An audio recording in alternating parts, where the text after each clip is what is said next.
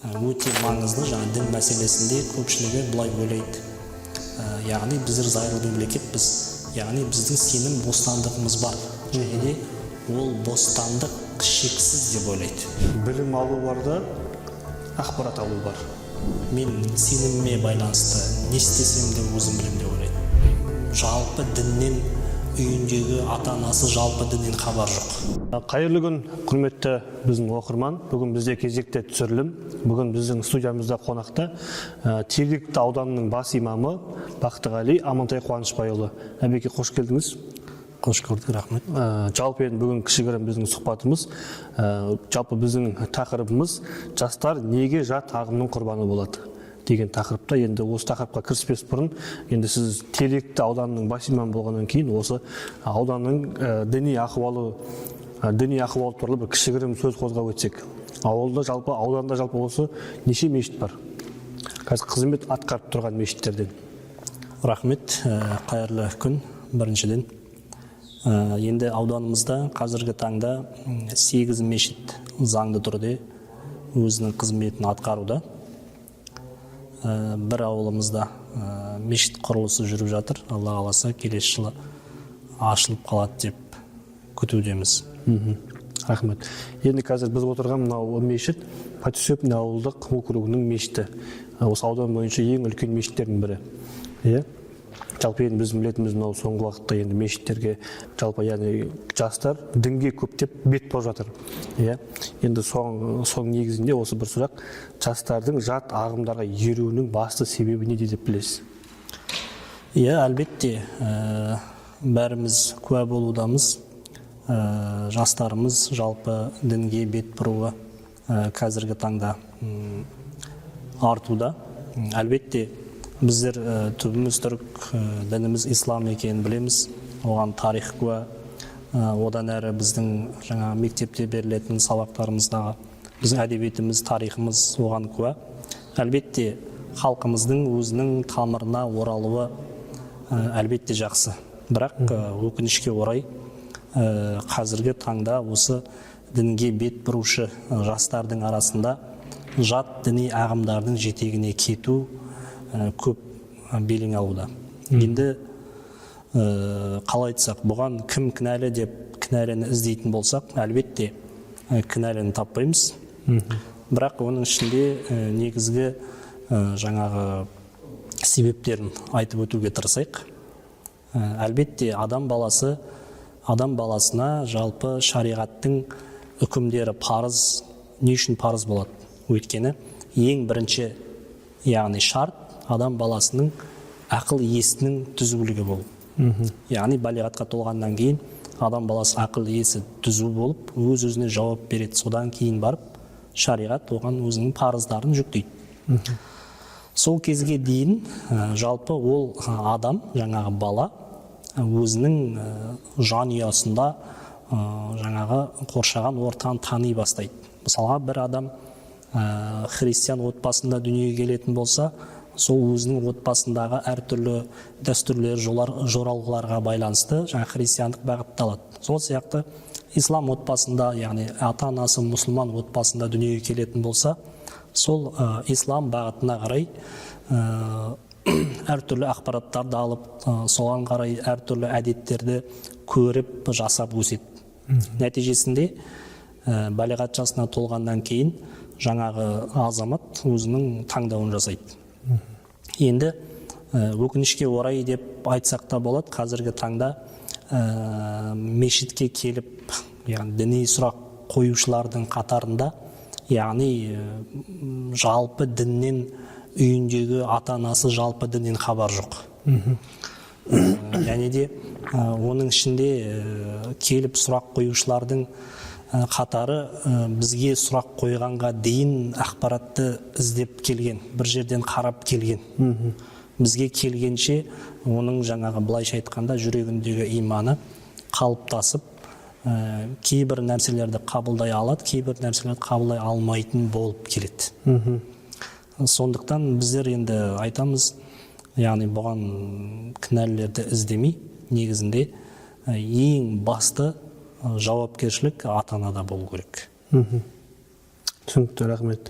Енді жаңа өзіңіз айтып кеттіңіз, жалпы осы бізге келгенге дейін ақпараттанып келеді деп. Жалпы енді біздер білеміз, қазіргі уақытта көп жастар, жалпы енді көп адамдар кез келген ақпаратты, соның ішінде діни ақпаратты да әлеуметтік желіден, интернеттен іздеуге құмар. Әуес. Яғни ол кез келген ақпарат алудың ең оңай әрі жылдам жолы.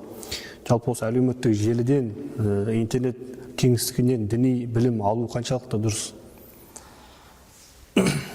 Иә, әлбетте, жалпы менің ойымша, жалпы ақпарат алу, жалпы біздер өзіміздің ұрпақтарымызға, жалпы жас азаматтарға қайдан ақпарат алу керектігін үйрету керек сияқты деп ойлаймын. Өйткені ол жалпы дінге байланысты емес, кез келген салаға байланысты білім алудың жолдарын көрсету керек. Шынайы білім қалай болады? Білім қалай алынады жалпы? Кез келген сала болмасын, медицина болмасын, құрылыс саласы болмасын, ол жаңағы әлеуметтік желіден бір нәрселерді естіп алып, немесе жаңағы ютубтан бір нәрселерді көріп алып, жасай беруге болмайды деген жалпы қоғамға сондай түсінікті қалыптастыру керек. Оның ішінде де өте маңызды жаңа дін мәселесінде көпшілігі былай ойлайды. Яғни біздер зайырлы мемлекетпіз, яғни біздің сенім бостандығымыз бар, және де ол бостандық шексіз деп ойлайды. Яғни мен сеніміме байланысты не істесем де өзім білем деп ойлайды. Алайда бұның қате екенін жаңағы отбасында түсіндірілмесе, мысалға сіз балаңызды мектепке берсеңіз, мектеп жалпы сіздің балаңызды қалыптастыруға арнайы тәрбие жұмыстарын жүргізбейді. Ол балаға жаңа мектептегі қоршаған ортасы әсер етеді. Сол сияқты әсер ететін факторлар бар. Сол себепті біздер айтамыз, бұл әлеуметтік желі, жалпы интернет сізге, яғни ешкім сізге белгілі бір бағыт бермесе, сіз өздігіңізбен білім алатын орын емес екенін, былайша айтқанда айтып қана қоймай түсіндіру керек. Яғни сол адамның ақылына жеткізу керек деп ойлаймын. Енді әбеке, жаңа осы жерде сіз айтып өттіңіз ғой, жаңағыдай білімге қатысты. Білім алу бар да, ақпарат алу бар. Осы екеуінің ара-жігін ажыратып берсеңіз. Яғни мысалы білім қалай алынады, ақпарат қалай алынады, ол адамның санасына, мінез-құлқына қалай әсер етеді? Әлбетте, енді бәріміз білеміз деп айтамыз ғой. Өзіміз білгеннен кейін бір нәрсені бәрі біледі деп ойлаймыз. Алайда қоғамда көріп жатырғанымыз көпшілік көп нәрсені білмейді. Яғни жалпы білім алудың қалай болатындығын. Яғни баршамыз білеміз, тәрбиесіз алынған ілім адамзаттың қас жауы деген жаңа сондай сөздерді білеміз. Алайда іске келген кезде өзіміз байқамай қаламыз. Сондықтан білім алуда тәрбиемен бірге білім алу өте маңызды. Өйткені білем екен деп жаңағы білетін нәрсеңді айтатын орындары болады деген сияқты тәрбиеге байланысты. Және де білім мен ақпараттың айырмашылығын айтатын болсақ, жалпы ақпарат берілген кезде ақпарат сіздің, яғни ақпарат алушы адамға байланысты берілмейді. Ақпарат жалпы қоғамға беріледі. Әр адам әртүрлі қабылдайды. Мысалы, біздің елімізде мысалы мәжілісте заң қабылданатын болса, ол заңды қабылданғаннан кейін түсіндіретін топтар болады. Яғни ақпарат беріледі, бірақ ақпаратты жеткізу үшін ол заңды тағы да талқылап, осындай жауапкершіліктер болады деген сияқты түсіндіріледі. Сол сияқты білім берілген кезде білім беруші ұстаз, білім алушы шәкірттің дәрежесіне қарай, шәкірттің қабылдауына қарай білім талап етіледі.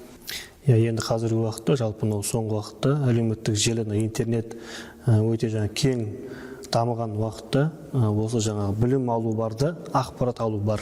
Соның ара-жігін ажыратып білу, меніңше жаңағыдай осы бүгінгі біздің тақырыбымызға сәйкес жастарымыздың жалпы теріс ағымға түсіп кетуінің алдын алудың бір факторы болып табылады, иә. Енді келесі сұрақ әбеке, жаңағы білімге қатысты ғой. Енді жалпы кез келген жаңағы теріс діни деструктивті жаңағы діни ағымдарға түсіп кету факторлары да білімсіздіктің себебі. Иә. Енді жалпы осы мысалы бір адам діни білім алғым келеді дейтін болса, сіз қандай кеңестер берер едіңіз? Және біздің Қазақстанда діни білім беретін оқу орындары туралы айтып өтсеңіз, енді сіз өзіңіз оқыған оқу орныңыз, бір университеті, мысалы үшін тағы да қандай оқу орындары бар? Әлбетте, білім алушыға кеңес айтатын болсақ, жалпы бұл жаңағы өмірде адамның адаспау үшін ең маңызды фактор білім алу деп айтпас едім. Ең маңызды фактор сауаттылық. Яғни біздер көріп жүрміз, жаңағы сіз айтқандай, Нұр Мүбарак Египет Ислам мәдениеті университетінде де оқыдық, оған дейін де техникалық бағытта да бакалавриат оқыдық. Сол жерде енді өзіміздің көзімізбен көргеніміз, өзімізбен бірге қатарлас білім алған жандар бар. Білім алуда бізден озып кеткен жандар бар. Бірақ адамның бойында бәрібір сауатсыздық болатын болса, ол кез келген жаңа ақпараттар, немесе жаңа білімдер алған кезде адам әртүрлі қателіктерге бой алдыруы мүмкін. Сол себепті өте маңызды. Сіз білім алған кезде де, сіз ақпарат алған кезде өзіңіздің жаңағы іргетасыңызда қалыптасқан сауаттылығыңыз болмаса, сіздің қателесіп кету ықтималдығыңыз жоғары болады. Сол себепті ең басты мәселе жалпы жастардың сауаттылығына көңіл бөлу керек. Яғни жаңа сауаттылық пен білім екеуі бөлек-бөлек. Әлбетте, білім алу үшін сіз сауатты болу керексіз. Яғни сіздің сауаттылығыңызда бір жетіспеушіліктер болатын болса, сіздің білім алуыңызға да ол нұқсан тигізеді. Және де діни білім алуға келетін болсақ, жаңағы біздің енді Қазақстанымызда Нұр Мүбарак Египет Ислам мәдениеті бар. Яғни бакалавриат, магистратура, докторантура дәрежесінде білім береді. Одан бөлек медреселеріміз бар. Енді біздің Орал қаласында да медресе бар. Енді біздер айтамыз ғой, білім алғысы, өзі үшін білім алғысы келетін адам үшін сіз сауатты болсаңыз жеткілікті. Әрі қарай кімге қалай сұрақ қою керек, не оқу керек, сіз шамамен біліп отырасыз. Ал егер нақты маған бағыт керек, мені бағдарлау керек дейтін болсаңыз, ресми жаңағы медреселеріміз бен университеттерге барсаңыз болады. Түсінікті. Енді келесі сұрақ, жат ағым өкілдері, жаңағы деструктивті діни ағым өкілдері біздің жастарымызды қандай әдіс тәсілдермен өздерінің қатарына тартады? Енді менің ойымша жалпы жат ағым өкілдері мен өзімнің жолыма тартамын деген ой болады деп ойламаймын. Негізінде жалпы діни мәселеде мешітке келген кезде жалпы дін мәселесінде білетін адам, білмейтін адам сырттан көрініп тұрады, сырт көзге. Сол кезде яғни біздер айтамыз, жалпы оқушыларға, жастардың ата-аналарына айтамыз, егер балаңызда діни сұрақ туындайтын болса, ол сұрақ жауапсыз қалмау керек. Өте маңызды. Яғни діни сұрақ туындайтын болса, сіз ол сұрақтың жауабын алғанша тыныштық таппайсыз. Сол кезде, дер кезінде діни сұраққа бірінші отбасынан жауап болу керек. Және де егер сіз ол сұрақтың жауабын білмейтін болсаңыз, сіз құзыретті жаңағы мешіт имамынан барып сұрап біліп беруіңіз керек. Немесе өз қолыңызбен жетектеп алып барып, осы адамнан сұрайсың деген сияқты жолдарын көрсетіп беру керексіз. Өте маңызды. Ал егер сіз жаңағыдай, ондай сұрақ қойма, оны не қыласың, ертең өскеннен кейін біліп аласың деген сияқты жауап қайтаратын болсаңыз, яғни толымсыз жауап қайтаратын болсаңыз, ол сұрақ интернеттен бар. Жабулы күйде қалмайды. Ол сұрақ ол балаға және де өте маңызды. Мешіттен барып сұра деп айту да қате болады. Өйткені ол жас бала, ол жаңағы айтамыз ғой, губка сияқты бәрін сіңіріп алады. Мешітке барғанша ол жаңағы қалай көшемен жүріп айналасында адамдарға қарап барады. Өте маңызды. Және де қазіргі таңда енді өзіміздің тәжірибемізбен айтатын болсақ, осындай сұрақ туындап еді, сол үшін мешітке келдім деген адамдар өте аз. Ол мешітке келгенше әлеуметтік желідегі бір картинкасы ұнайтын, немесе бір жаңағы әуені ұнайтын бір ақпараттарды дұрыс екен деп қабылдап алады. Немесе кез келген Google-дағы поискке жазып ең бірінші шыққан ақпаратты дұрыс деп қабылдап алады. Ал одан кейін сіз дұрыс жолға бағыттау қиын болады. Сол себепті айтамыз, өте маңызды. Діни сұрақ туындады ма, ол сұраққа толымды түрде дұрыс ақпарат берілу керек. Түсінікті. Енді діни кітаптар ше, мысалы енді мынау соңғы уақытта елімізде діни әдебиеттер өте көптеп басылып шығып жатыр.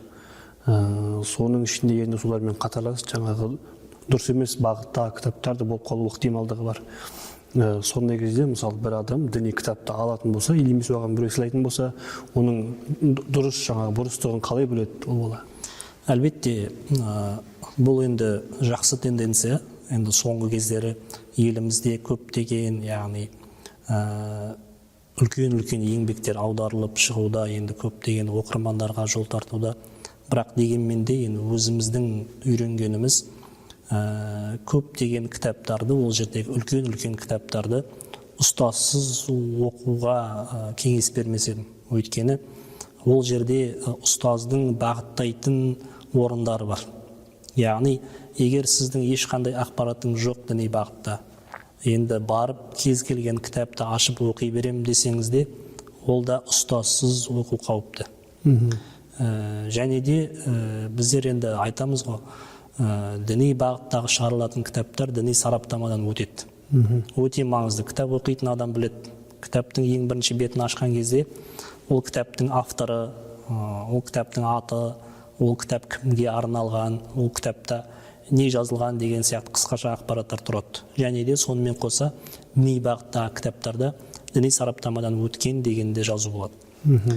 Одан бөлек жаңа айтып өткенімдей өте маңызды. Кітап оқыған кезде де жаңағы құзырлы мамандардың, сол сияқты имамдардың, ұстаздардың бағыты керек, өте маңызды.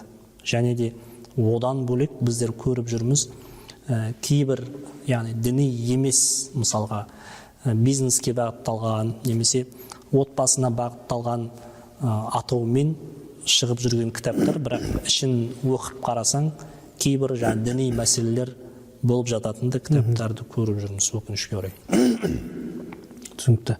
Енді мынау соңғы уақытта жаңа сіз айтып өттіңіз, сырты басқа, іші басқа, мысалы кітаптардың. Дәл сол сияқты коучтар, психологтар мүлдем дінге қатысым жоқ деп семинар өткізеді, бірақ ішінде діни элементтерді қосады. Біздің білетініміз, біздің мемлекетімізде заң бар, діни қызметке қатысты заң бар. Ол жерде дінді насихаттайтын арнайы баптар бар. Мысалы, дінді кім діни рәсімді орындай алады, кім діни білім бере алады деген сияқты. Мысалы, жаңағы садақа жиындарда да, кейбір отырыстарда имам енді оның жұмысы түсінікті, бірақ одан бөлек тағы да басқа ақсақалдар болсын, адамдар болсын, сол жерде былай айтқанда діни уағыз айтады.